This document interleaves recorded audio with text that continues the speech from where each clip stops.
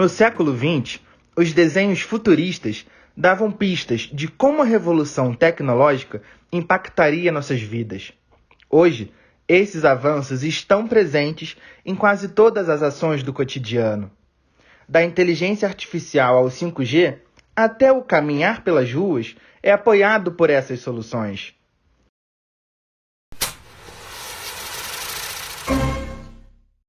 De acordo com a IES Business School, as 3 cidades mais inteligentes do mundo são Londres, Nova York e Paris. E no Brasil, os municípios têm condição de concorrer a esse ranking? Então, em contato com essas cidades de diferentes regiões do país, numa pesquisa de campo que fizemos, nós encontramos cidades com problemas de infraestrutura urbana e também de conectividade. E a gente não pode pensar numa cidade inteligente quando ainda existe, por exemplo, o esgoto a céu aberto. A gente tem muita gente trabalhando ao redor do mundo para que isso aconteça, né? Isso é um trabalho de médio prazo, não é um trabalho que você faz do dia para a noite. São Paulo, você tem Vila Velha, no Espírito Santo, você tem Juazeiro do Norte, Salvador está fazendo isso também, Brasília, mas são cidades que estão começando pelo outro viés, né? Pelo viés mais da tecnologia, ainda sem muito planejamento, o que é um erro, naturalmente, mas pelo menos já é um primeiro passo, né? Então, assim, a gente tem uma série... O próprio Rio de Janeiro, me desculpe, Rio de Janeiro, onde está o ERJ, né?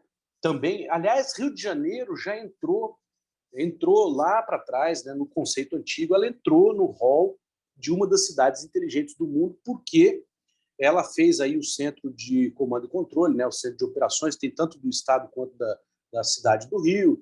Ela começou a se organizar em termos tecnológicos, quando no conceito antigo ela ainda entrava na lista aí das cidades mundiais ditas inteligentes. Porém, isso se perdeu ao longo do tempo por erros na estratégia, né, a falta de planejamento. E aí hoje o Rio de Janeiro já não está mais, já não entra mais nessas listas, né? Então, assim, nós não temos nenhuma cidade brasileira que entra nesse tipo de lista. Afinal, o que são essas cidades inteligentes?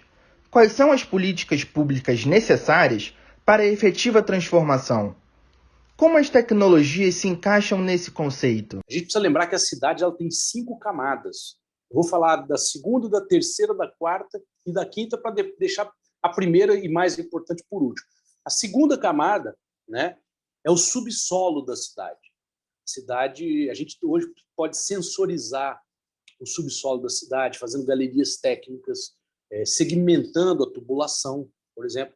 Ter plano diretor de subsolo, que é uma coisa que não tem no Brasil, ninguém sabe o que acontece no subsolo da cidade.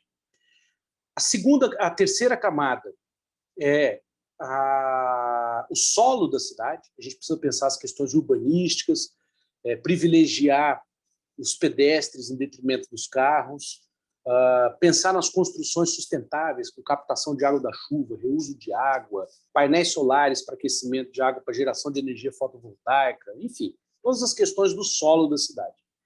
A quarta camada é a infraestrutura tecnológica, que é composta de 3 elementos: parque de iluminação pública inteligente, fibra ótica na cidade e o centro de operações. Como vocês têm aí no Rio de Janeiro o centro de operações, porém não tem o parque de iluminação inteligente e nem tem fibra ótica passando por toda a cidade. Então faltam esses 2 elementos. A quinta camada, ela é o que a gente chama das plataformas de gestão da cidade inteligente, né? Que é a internet das coisas, o blockchain, a inteligência artificial, que aí vão ajudar a fazer a integração da cidade, a gestão da cidade. Bom, qual que é a primeira camada e a mais importante? Como eu disse, as pessoas, né? Então, a gente tem um problema seríssimo, principalmente no Brasil, de um negócio chamado educação digital. As pessoas não sabem utilizar o computador, as pessoas não sabem utilizar o celular, sabem utilizar para rede social, sabem utilizar para falar no telefone, né? Mas para você fazer uma série de serviços, por exemplo, trabalhar utilizando o computador, utilizando o seu celular, utilizando o seu tablet, ou seja, a grande maioria das pessoas não sabe como fazer, né? A gente precisa de uma educação digital, a gente precisa, para que a gente possa, com isso, ouvir as pessoas, a gente possa entender quais são os desejos das pessoas, e aí sim fazer um bom planejamento de uma cidade inteligente. O Brasil, através da Secretaria Nacional de Mobilidade e Desenvolvimento Regional e Urbano do Ministério do Desenvolvimento Regional, lançou, se não me falha a memória, em agosto de 2019, a Carta Brasileira de Cidades Inteligentes, né? Que é, na verdade, uma carta que tem por objetivo discutir políticas públicas, viabilizar recursos de políticas públicas para as cidades brasileiras com esse olhar, né, de cidades inteligentes. Tudo se conecta na cidade inteligente, porém, muitas vezes, as tecnologias encontram-se dispersas na cidade. Então, é necessário que haja uma interoperabilidade. E o que seria essa interoperabilidade? As diversas tecnologias precisam estar integradas e se comunicarem entre si. Outro exemplo são os sensores, que os sensores são uma parte essencial. E estamos falando de milhões de dispositivos captando e transmitindo informações. E eles é que estabelecem a visibilidade necessária para criar informações que fazem os sistemas inteligentes da cidade trabalharem em tempo real. E também podemos citar outros exemplos, como, por exemplo, o bilhete único de transporte público, onde num único bilhete são integrados vários meios de transporte, como ônibus, micro-ônibus e metrôs nas grandes cidades. A rede 5G é a quinta evolução dos dados de celular. Ela promete uma velocidade ainda maior. Além disso, a tecnologia causa menos impacto ambiental. A China, por exemplo, é o país que possui o maior número de cidades já conectadas. E para o Brasil, a inovação ainda é uma realidade distante? Mais próxima, né? Mas aí houve um posicionamento do governo brasileiro de querer brecar o avanço, né, de uma empresa chinesa, que é a Huawei, que estava já assim super estruturada para implantar isso no Brasil, por questões políticas que eu não vou julgar aqui, né? Então esse é um problema que a gente tem, que isso sempre demora, atrasa, e é por isso que a gente defende que a questão da infraestrutura tecnológica, você tem que ter um parque de iluminação inteligente, porque daí você trafega dados por esse parque, e aí você vai chamar essas operadoras e dizer, olha, você não vai colocar antena na minha cidade, até porque enfeia a cidade.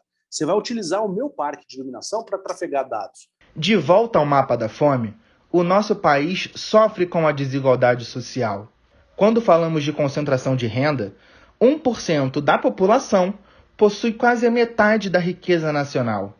Em números mundiais, perdemos apenas para a Rússia. Eu, às vezes, me preocupo um pouco com esse conceito, às vezes, que pode parecer raso, de que cidade inteligente é uma cidade que apenas usa tipos diferentes de tecnologia, inovação tecnológica, sensores tecnológicos e eletrônicos para coletar dados em tempo real, para gerenciar recursos e ativos eficientes, incluindo dados coletados de cidadão, dispositivos, né? Obviamente, isso é importante, isso é, na minha opinião, inevitável, o uso de tecnologias inovadoras para monitorar, produzir grandes big datas, né? Uso de inteligência artificial para análise de big data, de grande quantidade de dados produzidos em tempo real. Eu acho que isso é inevitável, é um caminho sem volta, mas eu acho que toda essa discussão ela não pode ficar descolada de um conceito de acesso e igualdade social.